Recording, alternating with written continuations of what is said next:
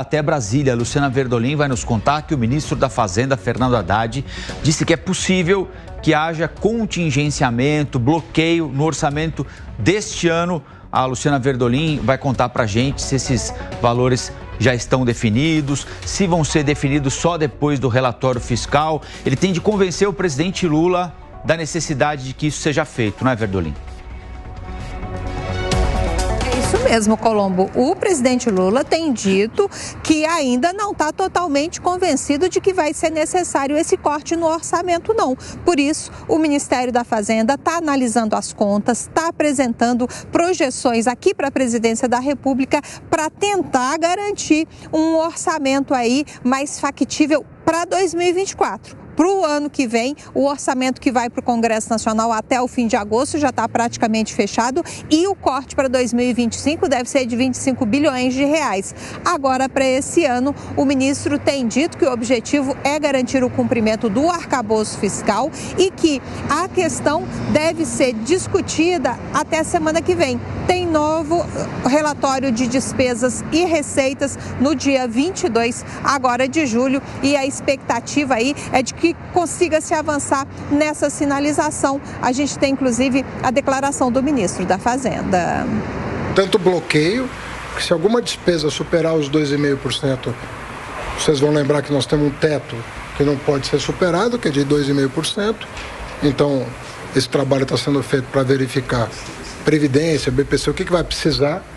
O que passar dos 2,5% tem que haver contrapartida de bloqueio e contingenciamento no caso de receita, porque nós estamos com essa questão pendente ainda do cumprimento da decisão do STF sobre a compensação. O arcabouço fiscal diz o seguinte: não pode haver aumento da despesa acima aí de 2,5% da inflação. Por isso, o ministro diz que ainda está fechando as contas, está conversando com o presidente Lula. Lula ontem voltou a dizer que não está totalmente convencido da necessidade de cortes, o mercado ficou meio instável. O ministro da Fazenda veio confirmar que Lula está totalmente comprometido com o arcabouço fiscal. O Aloysio falava agora há pouco de que a Fazenda talvez tenha que rever a projeção do PIB desse ano, o que é provável que aconteça. Nós sempre somos parcimoniosos porque a gente não quer também sofrer revés. Mas tudo indica que mesmo com a calamidade do Rio Grande do Sul, que afetou um estado que responde por quase 8% do PIB brasileiro, a economia não parou de crescer, né? Mesmo com a trava externa, as preocupações com o FED, a repercussão no nosso Banco Central aqui, a economia continua crescendo. Isso se deve ao espírito empreendedor do empresário do setor produtivo.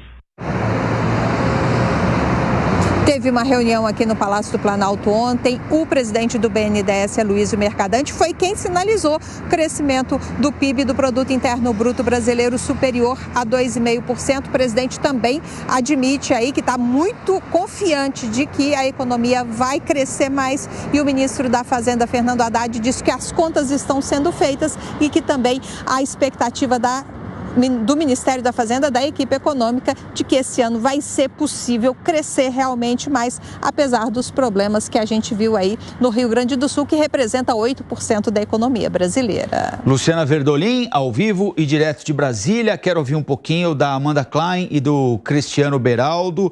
Ontem, em entrevista à TV Record, o presidente Lula voltou a reafirmar que, na avaliação dele, a economia vai crescer bem mais do que o imaginado anteriormente. Ele citou o ano passado, disse, olha, a previsão era 0,8%, o país cresceu 3%. Ele imagina que o Brasil vai custear os 3%, se não atingir os 3% ao final do ano. A previsão de crescimento era de algo em torno de 1,5%, né? Como é que vocês avaliam? Tem aí uma mudança. Esse ambiente econômico, ele é muito volátil, né? Tanto quanto uma bolsa de valores. Há 15 dias parecia que o país ia desmanchar, né? O dólar disparado, um suposto descompromisso com a política fiscal. Agora já tem uma outra percepção de que as coisas estão caminhando bem, os macroindicadores da economia seguindo mais ou menos dentro daquilo que era esperado, o dólar um pouco mais calmo, o presidente disse que precisa ser convencido da necessidade de cortes, mas também não disse que não vai fazer. O ministro da Fazenda, inclusive, detalhou números aí. Isso muda muito de acordo com o vento, né? Parece biruta de aeroporto, né, Amanda? Nem tanto ao céu, nem tanta terra, né, Colombo? O mercado olha muito atentamente os sinais do governo federal. É por isso que tem essa volatilidade no mercado de câmbio, né, que expressa tão bem também as inconsistências e a volatilidade do próprio mercado. Ele fica tentando ler ali o tempo todo nas entrelinhas o que o governo vai fazer, para onde ele vai caminhar. Aí o Lula diz na mesma entrevista que tem que ser convencido da necessidade de cortar, mas tem compromisso com o arcabouço fiscal. O mercado está de olho agora na data de 22 de julho, como a Luciana Verdolin nos disse, que é a próxima segunda-feira, quando será divulgado o relatório bimestral de receitas e despesas. Por quê?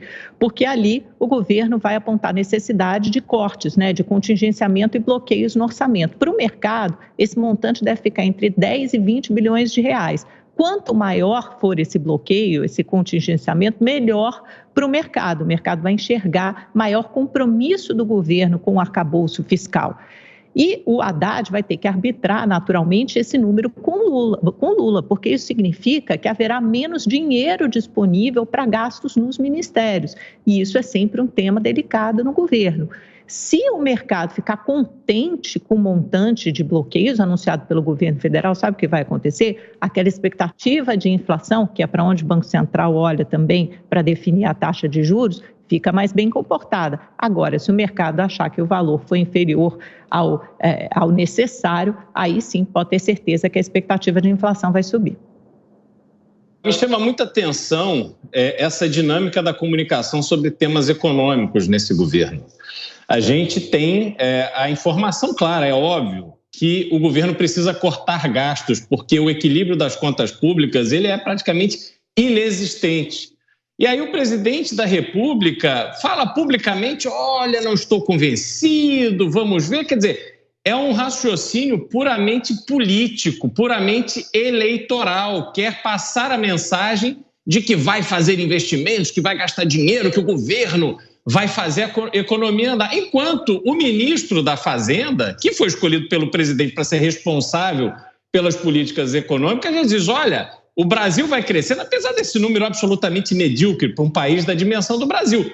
Por causa do empreendedorismo do brasileiro. Ou seja, não é que o governo, o próprio ministro reconhece isso, não é que o governo tem um papel preponderante no crescimento. Os brasileiros que estão completamente atolados nessa ineficiência, eles vão tentando encontrar caminhos e, com isso, movimentando a economia, apesar do esforço contra que o próprio governo faz. E a gente tem uma visão que parece aquela família em que o pai quer gastar, quer trocar de carro, quer viajar, quer aproveitar, e a mãe que paga as contas fica ali dizendo, olha, não vai ter dinheiro, nós não vamos conseguir pagar a mensalidade da escola das crianças, não vai ter dinheiro para ir no mercado. E o pai está dando de ombros.